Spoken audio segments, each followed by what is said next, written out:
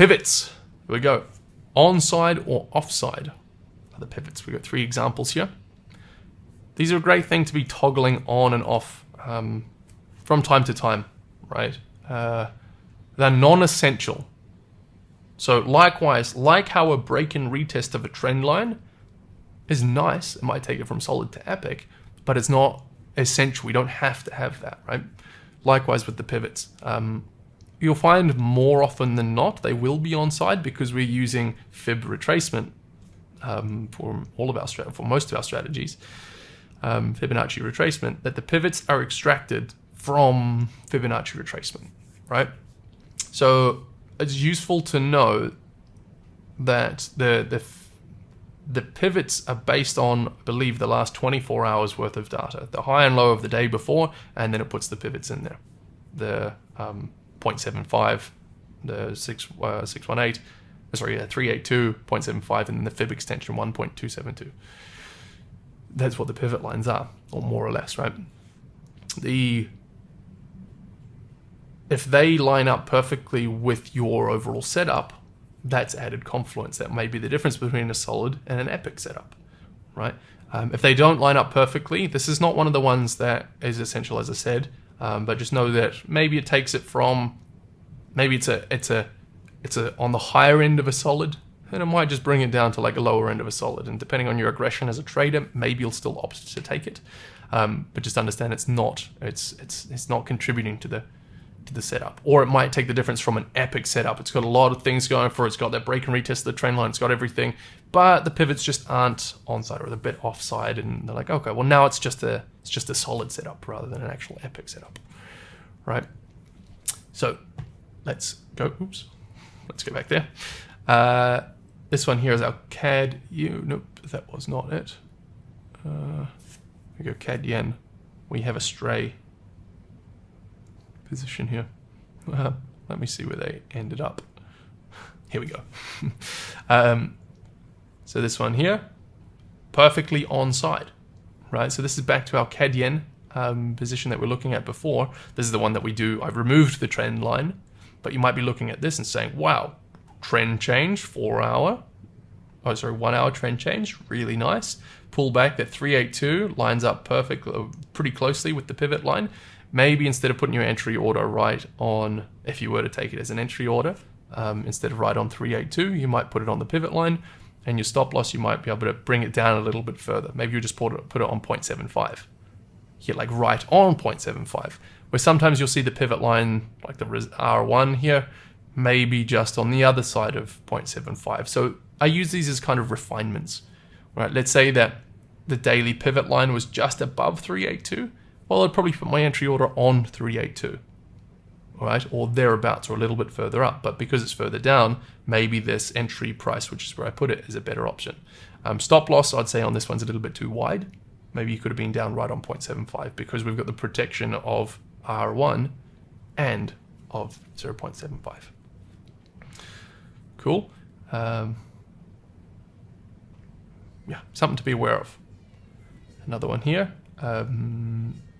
This was that same setup from before, that pound Kiwi. We didn't get the 4 hour trend change, but it's a CBO. These guys line up very nicely. So maybe you could be considering putting your stop loss behind 0.74 right on R1 here instead of just at 382. It's good to know where these are, right? These levels are. Great entry price here because we've got the, well, you probably could have gone lower on the entry. That entry is probably a little bit high considering where the pivot line is. So they're the ones that are onside. I think we might have one more. Okay, so this is a great setup that I took yesterday, wasn't it? I posted the result of this one. I spoke about it. Really nice. So it's probably an example of a great setup that has everything here, right? Had the clean break and retest of the 1 hour 50. We had protection, comfortable protection from that 4 hour 50. We had a trend change. So where are our highs and where are our lows on the 1 hour and the 4 hour, right? So we had like this, if we had an IBO here, so a great example, kind of rather than doing all the different screenshots, let's break this one down a little bit further. If this did break and retest here, I wouldn't have been considering taking this one as an IBO or an IBOC. Why? because we didn't have that confirmed trend change. The confirmed trend change is when this high here got broken by this high here, or perhaps even when this high, if we considered this a low, high, great. 4 hour, same thing.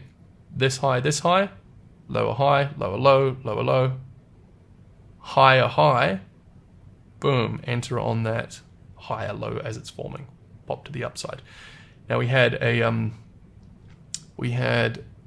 382 being rejected, pivot line on side. Now we didn't need protection from S1 because it was a CBO. We just went to the 0.618 there. Really cool, really good setup there. Really, really nice. Right, just as an example of pivots. Well, we've got lots of these pivot examples.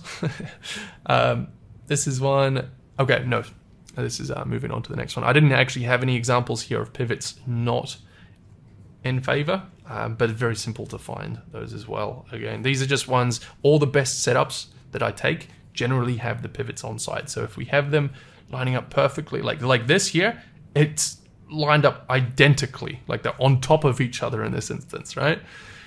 Why is that important, right?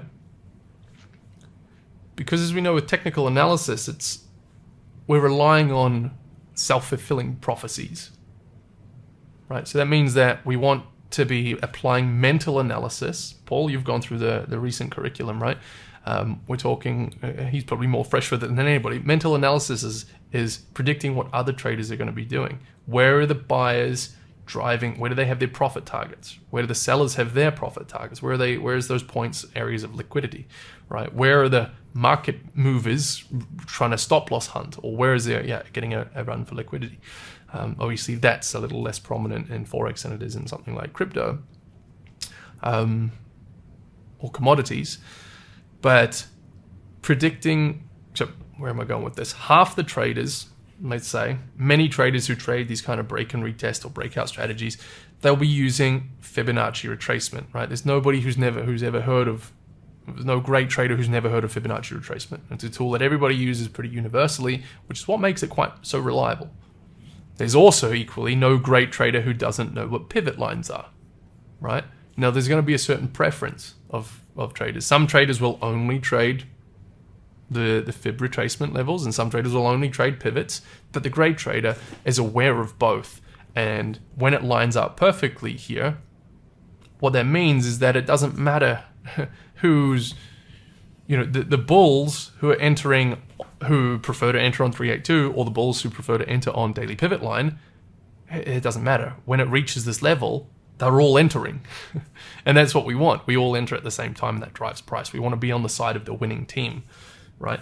Whereas had the pivot line been somewhere down around here, around this little gray level here, right, or down, or somewhere even, let's say, halfway between 382 and 0.5, if it was down here, we could be considering, okay, this may be a complex pullback because, or if we're getting only a weak volume or a weak spike of people entering the market, why? Okay, maybe that's because the ones who enter off the pivot line, they might be waiting for price to pull back just that bit further. And we don't want to be entering prematurely and carrying all that drawdown, and that's just going to affect our strike rate. So this one here is a great example, but just be aware of that. Write that down in your checklist just to see where they're at, and you'll find that if it's a little bit further down, you'll find that price quite often retraces or spring loads down to that level. Right, and this is, okay, another great example here. Why did I not wait for that? And you don't need to. Again, with a CBO, we only need solid protection from that 4-hour 50 EMA. We don't need a rejection off it. Now, we could have waited for the rejection off it, right? We could have been anticipating and hoping and waiting for price to pull back. But the fact that we had the pivot and the 382 and the 1 hour all right on top of each other, this one would have been a fantastic entry order. As you can see, I took it as a live entry, but probably should have taken it as an entry order because of this great cluster here. Side note, I'm only going to be taking entry orders now when the 382 and pivot lines do line up. So that's another little addition. The 1 hour, obviously the 1 hour and 382, I already had that as part of my trading plan, but now the pivot line as well. Kiwi yen, so this would have been, this one, Tony, I just said that, Yeah, good one. I mean, you wrote it in before I said it, but yeah, that would have been a fantastic entry order. Really, really nice. Yeah. But knowing that, so some folks wait for, okay, we want the 4 hour and the 382 and the 1 hour all to line up perfectly. That's probably actually why I didn't take this one as an entry order. But in hindsight, I probably could have. Yeah, we certainly could have taken it as an entry order. But because where the 4 hour was, he's a bit further down. We didn't. If the pivot line wasn't there, now 4 hours of down there, 382's there. And the 1 hour is on top of each other. Maybe it's not quite enough, but having that pivot line as an added level, that's really cool. That's good. Right, making sense. Good stuff, guys.